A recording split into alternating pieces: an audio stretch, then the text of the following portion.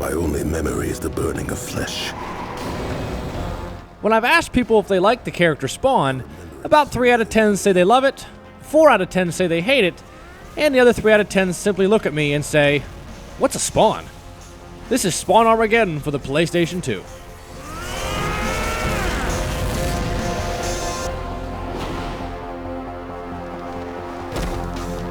Spawn has been a love-hate concept since Todd McFarlane created it about 20 years ago. And since Armageddon's release in November of 2003, Spawn's true popularity is still somewhat of a mystery in my opinion. I'll even admit at first I didn't really care for the Spawn concept either. It honestly wasn't until a friend of mine referred me to this game where I really gave the character and the game a chance, which eventually led me to the comics and then the old HBO cartoons from long ago, which I love. But the game itself I had to seriously struggle through.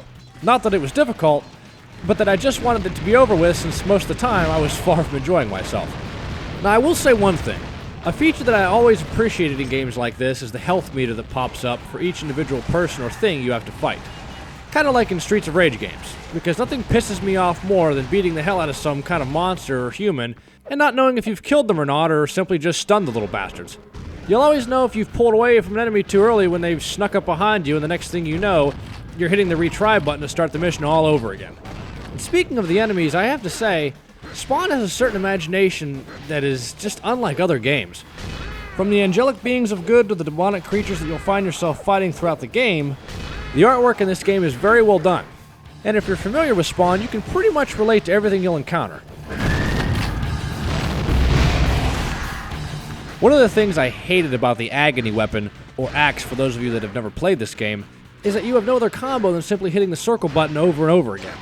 Some other reviews of this game claim it was repetitive, and I'd have to fully agree.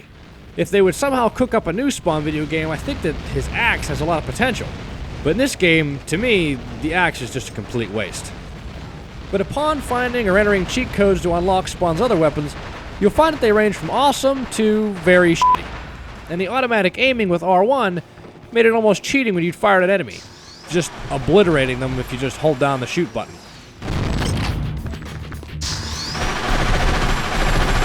Finally, you have Spawn's Necroplasm and Hell Chains. The Necroplasm is cool, and you can blast enemies pretty easy, and the strength of his Hell powers are appropriate from level to level. Now I love how you can grapple your way from one point to another with your Hell Chains, however I hate that you can't do it anytime you want.